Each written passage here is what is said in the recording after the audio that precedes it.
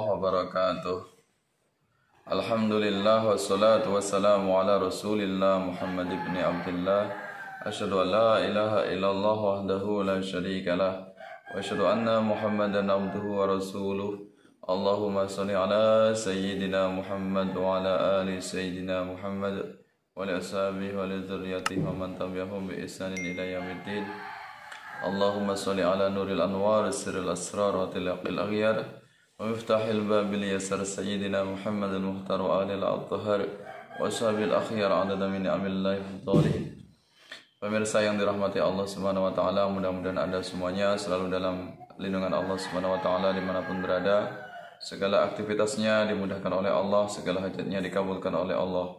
Anda semuanya dalam keadaan sehat walafiat, sehat lahir dan batin.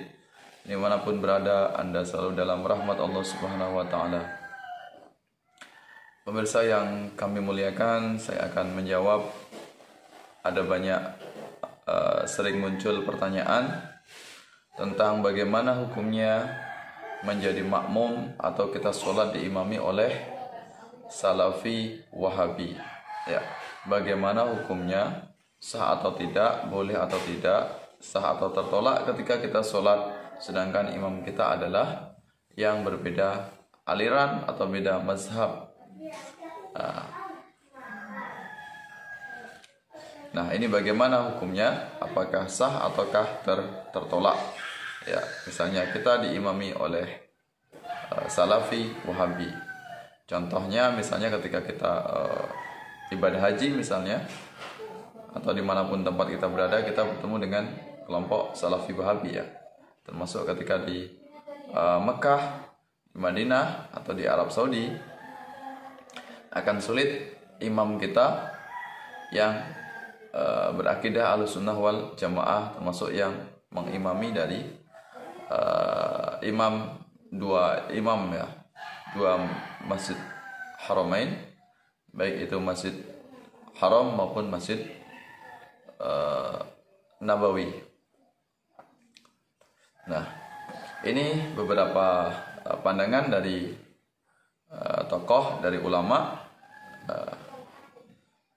pendapat tentang sholat yang diimami oleh Wahabi.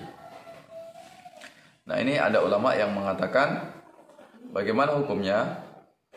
Ini dilihat bagaimana kondisi akidah dari Salafi Wahabi tersebut. Jika seandainya akidahnya adalah tafwid ma'at tanzil, maksudnya adalah keyakinannya ini dia itu adalah orang yang berpaham mujassimah tapi dengan tidak secara terang-terangan. Mujassimah atau menyerupakan Allah tapi tidak begitu jelas, masih samar-samar. Karena kita tahu bahwasanya kelompok Salafi Wahabi ini akidahnya mujassimah atau mujassim.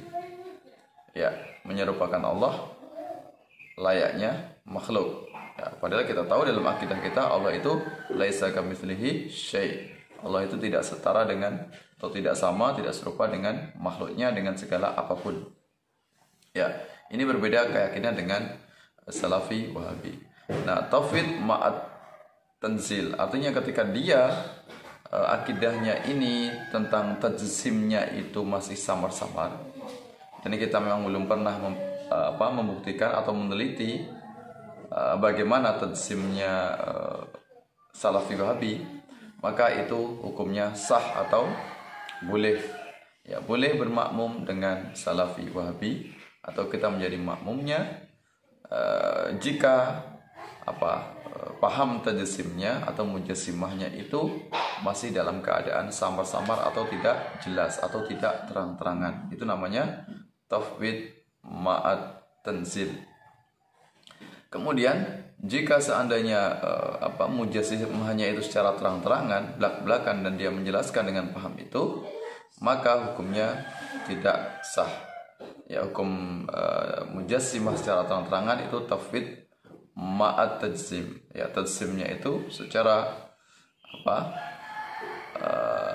totalitas atau memang jelas-jelas memang dia mengakui dia adalah mujassimah, atau kita tahu dari keyakinannya, kita buktikan bahwasanya dia memang pahamnya mujassimah secara totalitas terang-terangan, dia adalah paham mujassim, menyerupakan Allah dengan makhluknya, maka hukumnya tidak sah, artinya batal, artinya dia sudah masuk terperosok ke dalam kekafiran ya. Jadi Salafi Wahabi yang tajsimnya mujassimahnya secara terang-terangan itu sudah masuk paham kekafiran, keluar dari Islam. Ini senada dengan apa yang disampaikan oleh Imam Syafi'i ya, al-mujassimu kafirun ya. Orang yang pahamnya mujassimah secara terang-terangan jelas, maka itu dia sudah terperosok dalam kekafiran. Ya, ini pandangan ulama. Kemudian ada di dalam kitab Fathul Mu'in pandangan ulama jika berbeda aliran atau berbeda paham, termasuk yaitu paham Salafi Wahabi, maka sebaiknya tidak usah menjadi makmumnya. Artinya sholat sendirian itu lebih baik dibandingkan dengan bermakmum dengan kelompok Salafi Wahabi atau mujassimahnya yang sudah jelas terang-terangan. Ya, ada lagi yang mengatakan hukumnya yaitu makruh. Ya, makruh di sini karena memang kemakruhan di sini pernyataannya bahwasanya kondisi Salafi Wahabi itu bukanlah mujassimah yang jelas.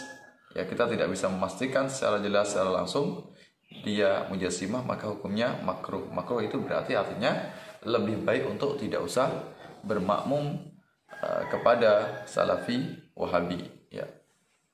Nah, itu beberapa pandangan dari tokoh Ahlussunnah wal Jamaah, dari ulama-ulama kita. Intinya kita harus lebih banyak berhati-hati, tidak menggampangkan untuk mau menjadi makmum atau berjamaah di belakangnya kelompok yang berbeda aliran, terlebih-lebih adalah dia pahamnya adalah kelompok Salafi Wahabi. Ya, itu penjelasannya. Mudah-mudahan bermanfaat, mudah-mudahan kita bisa lebih selektif, lebih berhati-hati dalam memilih imam, memilih panutan. Jangan sampai kita bermakmum dengan orang yang sudah jelas-jelas akidahnya menyimpang, sudah jelas-jelas akidahnya bertentangan dengan ajaran Islam.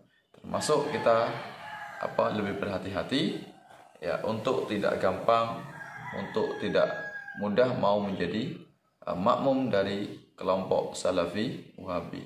Maka kita harus tentukan dulu bagaimana kondisi tentang akidah Salafi Wahabi. Kalau dia mujassimahnya itu belum begitu jelas, kita tidak bisa langsung meneliti secara totalitas, maka tetap kita hendaknya untuk berprasangka baik, artinya itu sah dan boleh. Sama seperti ketika kita sholat di Masjidil Haram atau di Masjid Nabawi. Ya, pasti sudah tentu mereka pahamnya adalah yang berbeda dengan mazhab, beda keyakinan dengan kita, konsep tentang akidahnya. Maka hendaknya kita tetap berbaik sangka, karena kita tidak jelas-jelas melihat dia dalam kondisi mujassimah secara terang-terangan. Belum kita meneliti secara detail tentang kondisi akidah mereka. Nah, kecuali kalau jelas memang kita tahu bahwasanya akidah sudah jelas-jelas menyimpang, jelas-jelas dia mujassimah, jelas-jelas dia ini adalah menyamakan Allah seperti makhluk, ya, menyamakan Allah seperti ciptaannya, maka menurut Imam Syafi'i dia sudah terperosok dalam kekafiran, dan tentunya kita pun tidak boleh sholat di belakangnya. Ya, artinya sholat kita batal, sholat kita tertolak. Hendaknya kita jangan memilih dengan Salafi Wahabi yang sudah jelas-jelas kentara akidahnya, jelas-jelas akidahnya yang mujassimah atau tauhid ma'at tajsim. Mudah-mudahan bermanfaat. Sampai bertemu dalam kesempatan yang lain. Mudah-mudahan Allah senantiasa memberikan kita hidayah, petunjuk di jalan yang lurus. Ihdinas siratal mustaqim. Ya. Mohon maaf atas segala kekurangannya, segala kekhilafannya. Sampai bertemu dalam kesempatan mendatang, kesempatan yang lain. Wallahu muwaffiq ila aqwamit thoriq. Assalamualaikum warahmatullahi wabarakatuh.